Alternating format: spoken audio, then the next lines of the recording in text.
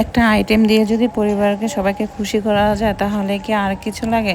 লাগে না তো। হ্যালো এভরিওয়ান, তোমরা সবাই কেমন আছো? আশা করি ভালো আছো। তো আজকে আমি তোমাদের সাথে আরেকটা দুর্দান্ত ব্লগ নিয়ে হাজির হয়ে গেলাম। এই যেখানে আমি শুকনো মরিচ নিয়েছি আর চাপা শুটকি নিয়েছি। এই চাপা শুটকি দিয়ে আজকে খুব মজাদার একটা ভর্তার রেসিপি তোমাদের সাথে শেয়ার করব। তো প্রথমত আমি গরম পানি দিয়ে দিয়েছি শুটকির মধ্যে, যাতে আঁশটা তাড়াতাড়ি উঠে যায়। আর এদিকে আমি মরিচগুলো সিদ্ধ করব, কারণ সিদ্ধ করে মরিচটা ভর্তাটা তৈরি করলে খেতে খুবই মজা লাগে। তো হালকা করে একটু সিদ্ধ করতে হবে, বেশি সিদ্ধ করা লাগবে না। ফুটে উঠলে মরিচগুলোকে আমি নামিয়ে নিব।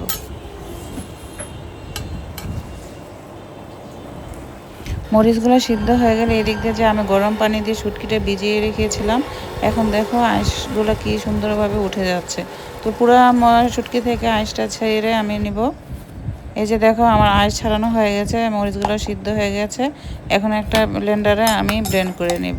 তোমরা চাইলে শিলপাটাতেও করতে পারো, যেভাবে করে ভালো লাগে সেভাবে করতে পারো। এই যে দেখো আমার ব্লেন্ডারে ব্লেন্ড করা হয়ে গেছে। এখন আমি কড়াইতে দিয়ে দিচ্ছি তেল। পরিমাণ মতো তেল দিয়ে দেব।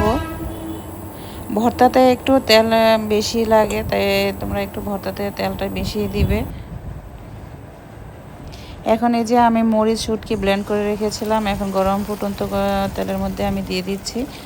এই যে ভর্তাটা অনেকক্ষণ নাড়তে হবে, না হয় নিচেটা লেগে যাবে।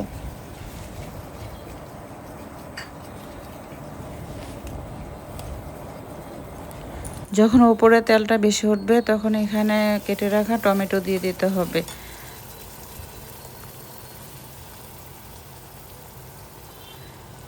এই যে আমি এখন টমেটোটা দিয়ে দিচ্ছি। এই টমেটোটা ভর্তাটাকে আরও মজা করবে। তোমরা চাইলে এখানে নাও দিতে পারো, আবার দিতেও পারো।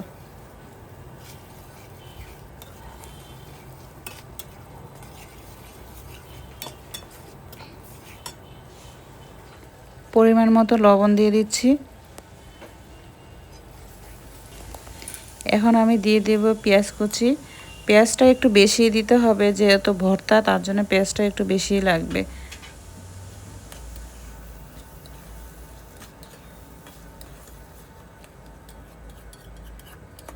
টমেটোটা একটু গলিয়ে দিতে হবে।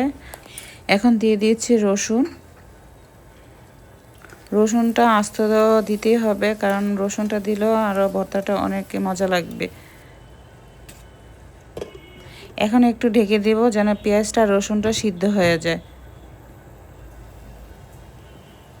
ঢাকনাটা উঠিয়ে দেখছি পেঁয়াজ আর রসুন সিদ্ধ হয়েছে কিনা। রসুন আর পেঁয়াজ সিদ্ধ হয়ে গেছে। এই যে ওপরে তেল বেশি উঠেছে, ভর্তাটা প্রায় আমার হয়ে এসেছে।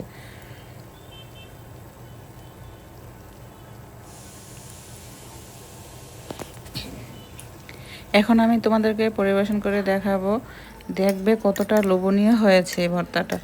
এই ভর্তাটার সাথে লেবু দিয়ে খেতে, গরম ভাতের সাথে কি যে মজা লাগে। তোমরা শুধু বাসায় একবার ট্রাই করে দেখো, অবশ্যই দেখবে খেতে খুবই ভালো লাগবে।